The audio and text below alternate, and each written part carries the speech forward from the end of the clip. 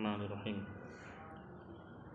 وَاعْلَمْ أَنَّ الْعَامِلَ فِي الْمُبْتَدَإِ وَالْخَبَرِ هُوَ الْإِبْتِدَاءُ أي تجريد الاسم عن العوامل اللفظية ليسند إلى شيء أو يسند إليه شيء فمعنى الابتداء عامل في المبتدأ والخبر رافع لهما عند البصريين وأما عند غيرهم فقال بعضهم الابتداء عامل في المبتدأ والمبتدأ في الخبر وقال الآخرون إن كل واحد من المبتدأ والخبر عامل في الآخر وعلى هذا لا يكونان مجردين عن العوامل اللفظية. یہاں تک کہ ایک عبارت میں اس اختلاف کی بات بیان کریں گے کہ مبتدا کا عامل کون ہوتا ہے. تو پیچھے کہا کہ عوامل لفظیہ سے خالی ہونا، جو اسم خالی ہو اس کو مبتدا کہا جاتا ہے. تو خالی ہو تو اس کا مطلب اس میں کوئی بھی عامل لفظی نہیں ہوگا. ٹھیک ہے، تو عامل لفظی نہیں ہوگا تو کون سا عامل ہوگا؟ تو صاحب کتاب کرے کہ وہاں پہ عامل معنوی ہوگا. اور اس کا عامل معنوی کیا ہے؟ تو کہا مبتدا کا عوامل لفظیہ سے خالی ہونا. یہ خالی ہونا ہی مبتدا کا عوامل لفظیہ سے خالی ہونا، اور ابتدا میں ہونا، مبتدا کا کہاں ہونا؟ ابتدا میں واقع ہونا، یہی اس کا عامل ہوگا. اور ابتدا میں واقع ہونا ایک معنوی چیز ہے. ابتدا میں واقع ہونا کیا ہے؟ یعنی آپ معنوی طور پر یہ شروع میں یا بعد میں، شروع میں ایک معنوی چیز ہے یہ. تو ابتدا میں واقع ہونا ہی اس کا عامل ہے. اور ابتدا میں اس لیے واقع ہوتا ہے وہ لفظ کہ اس کی طرف کسی چیز کی اسناد کی جائے، یا اور خبر کے ذریعے کسی کی طرف کیا کی جاتی ہے؟ اسناد کی جاتی ہے. تو معنی ابتدا یہاں پہ عامل ہے. کیا عامل ہے؟ معنی ابتدا. اچھا، بعض لوگوں نے کہا کہ مبتدا میں تو ابتدا عامل ہے لیکن خبر میں مبتدا عامل ہے. اس بنیاد پر خبر جو ہے عوامل لفظیہ سے خالی ہوگا کیا؟ نہیں، اس کا عامل لفظاً موجود رہے گا نا. زید قائم قائم. کسی نے کہا قائم پر رفع کیوں ہے؟ تو آپ کو کیونکہ زید مبتدا ہے، مبتدا اس میں کیا کر رہا ہے؟ رفع کر رہا ہے. تو زید تو وہاں ملفوظ ہے نا، مذکور ہے، وہاں پہ موجود ہے، وہاں پہ تو وہ لفظی عامل ہو گیا. سمجھ میں بتا رہی ہے؟ اچھا، کسی نے اور یوں کہا کہ دونوں ایک دوسرے میں عامل ہے. زیدن کا رفع قائمن کی وجہ سے اور قائمن کا رفع زیدن کی وجہ سے ہے. تو اس بات کو مانیں گے تب تو اور ہو جائے گا کہ دونوں میں بھی عامل معنوی نہیں ہے بلکہ کیا ہے؟ تو وہ جو تعریف کی گئی ہے کہ مبتدا وہ ہے جو عوامل لفظیہ سے، یہ تعریف ان دو مذہب کی بنیاد پر صحیح ہو پائے گی کیا؟ نہیں ہوگی. ٹھیک ہے جی. تو اس لیے صحیح مذہب یہی ہے کہ یوں مانا جائے کہ مبتدا اور خبر دونوں میں عامل کیا ہے؟ معنی ابتدا. اور معنی ابتدا یہ لفظی چیز نہیں ہے.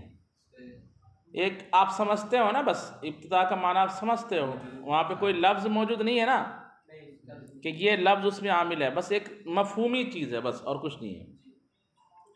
کہتے ہیں کہ وَاعْلَمْ أَنَّ الْعَامِلَ فِي الْمُبْتَدَإِ وَالْخَبَرِ هُوَ الْإِبْتِدَاءُ. جان لو کہ مبتدا اور خبر میں عامل ابتدا ہے. اے تجرید الاسم عن العوامل اللفظیہ، یعنی اسم کا عوامل لفظیہ سے خالی ہونا. کس لیے؟ لِيُسْنَدَ إِلَى شَيْءٍ، تاکہ اس کی کسی چیز کی طرف کیا کی جائے؟ یہ خبر میں ہوگا. اور يُسْنَدَ إِلَيْهِ شَيْءٌ، یا اس کی طرف کسی چیز کی کیا کی جائے؟ یہ مبتدا میں ہوگا. فَمَعْنَى الْإِبْتِدَاءِ عَامِلٌ فِي الْمُبْتَدَإِ وَالْخَبَرِ، تو ابتدا کا معنی ہی مبتدا اور خبر میں عامل ہوگا. رافع لہما، ان دونوں کو کیا کر رہا ہے؟ رفع کر رہا ہے. یہ مذہب عند البصریین، کن کے نزدیک ہے؟ بصریوں کا یہ مذہب ہے. یہی مختار صاحب کافیہ ہے، مختار صاحب شرح جامی بھی ہے. وَأَمَّا عِنْدَ غَيْرِهِمْ، لیکن ان کے علاوہ جیسے کوفی حضرات ہیں نحوی، تو فقال بعضهم، تو اب اس میں اختلاف ہو گیا. بعض کوفیوں نے کہا الابتداء عامل فی المبتدا، ابتدا تو مبتدا میں کیا ہے؟ تو مبتدا کا عامل معنوی ہے. والمبتدأ فی الخبر، لیکن خبر کا عامل کون ہے؟ تو اب خبر کا عامل معنوی ہوگا کیا؟ نہیں ہوگا.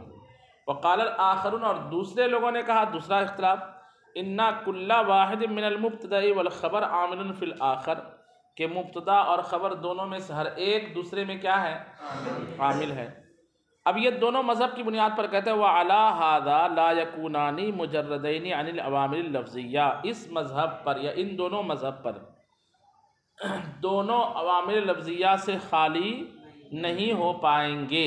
دونوں عوامل لفظیہ سے خالی، پہلے مذہب پر صرف مبتدا عوامل لفظیہ سے خالی ہے، خبر میں عامل لفظی ہے، اور دوسرے مذہب پر جو ہے یعنی پہلے مذہب سے مراد جو غیر بصریوں کا مذہب ہے، کوفیوں میں جو پہلا مذہب ہے وہ ہے کہ مبتدا میں ابتدا عامل ہے تو اس کا عامل معنوی ہوگا، لیکن خبر میں کون عامل ہے؟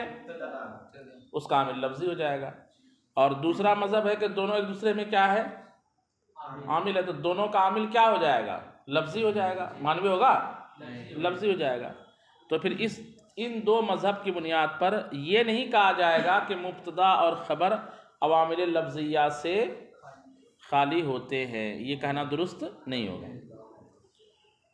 اچھا، اس کے بعد کہتے ہیں اصل المبتدئی، اور مبتدا کی اصل۔ اصل کے چند معنی ہیں۔ اصل کا ایک معنی ہوتا ہے قاعدہ۔ اصل کا ایک معنی کیا ہوتا ہے؟ اچھے سے بیٹھیے۔ اصل کا ایک معنی کیا ہوتا ہے؟ قاعدہ۔ اور قاعدے پر عمل کرنا واجب ہوتا ہے۔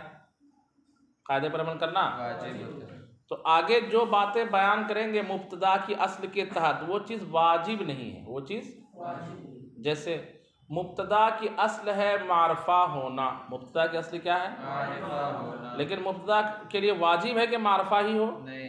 نکرہ بھی مبتدا ہو سکتا ہے کہ نہیں ہو سکتا ہے؟ تو یہاں اصل کا معنی تو قاعدہ نہیں ہے، پھر اصل المبتدئی کیوں کہہ رہے ہیں؟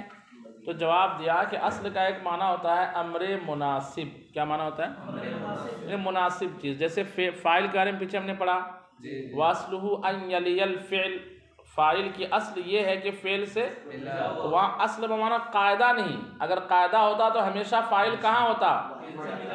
ہاں، اس کے لیے مناسب ہے کہ وہ کس سے ملا رہے۔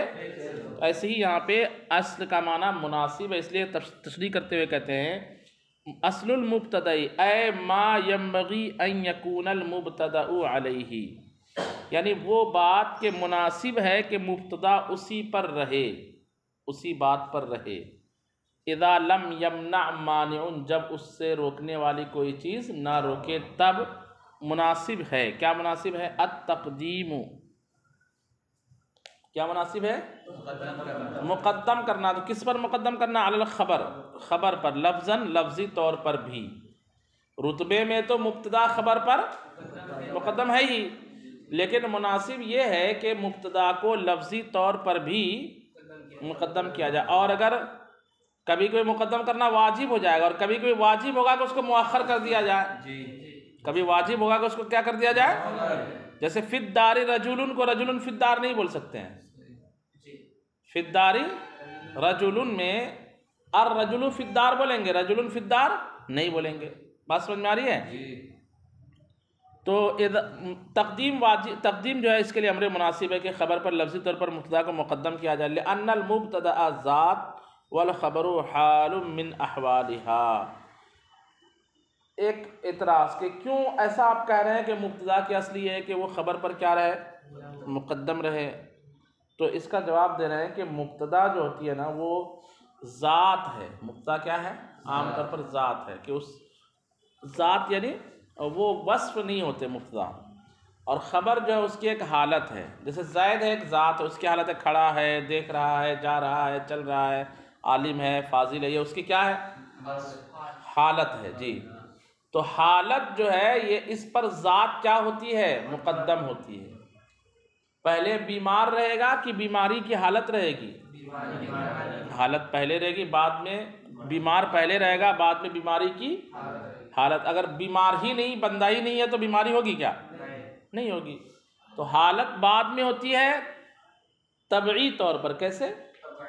طبعی طور پر جو ہے طبعاً ذات مقدم ہے حالت پر، تو وضعاً بھی ذات کو حالت پر کیا کر دیا گیا؟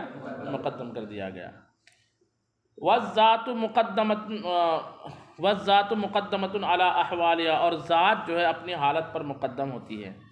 ومن ثم، اور اسی وجہ سے، یعنی چونکہ مبتدا کی اصل کیا ہے؟ مقدم ہونا. ومن سما، سما کے بارے میں مطالعہ کہ سما سما کے معنی نہیں ہے، بمعنی من اجل ان الاصل فی المبتدأ التقدیم لفظا، یعنی چونکہ مبتدا میں اصل یہ ہے کہ لفظی طور پر وہ مقدم رہے. جاز قولہم فی دارہ زید، فی دارہ، تو نحویوں کا فی دارہ زید کہنا کیا ہو جائے گا؟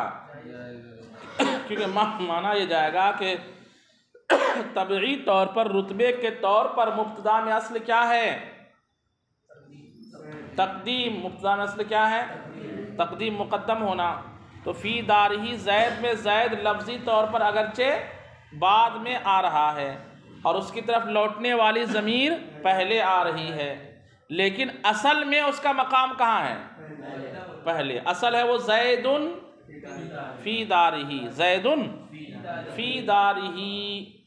تو یہاں پہ اضمار قبل ذکر لازم تو آ رہا ہے، لیکن صرف لفظاً، رتبتاً لازم نہیں آ رہا ہے. اسی لیے کہتے ہیں اسی وجہ سے کہ مبتدا میں اصل ہے کہ لفظی طور پر وہ خبر پر مقدم رہے. جاز قولہم، جائز ہوا عربوں کا یہ قول فی دارہ زید، مع کون الضمیر عائدا الی زید، ضمیر کی زید کی طرف لوٹنے کے باوجود، ضمیر کی زید کی طرف المتاخر لفظاً، جو زید لفظی طور پر بعد میں آ رہا ہے. کیوں جائز ہے؟ لتقدمہ رتبتاً لاصالۃ التقدیم، تقدیم میں اصل ہونے کی وجہ سے، رتبتاً اس کے مقدم ہونے کی وجہ سے، کہ جب مبتدا تقدیم میں اصل ہے تو گویا کہ رتبتاً وہ اس پر کیا ہوا؟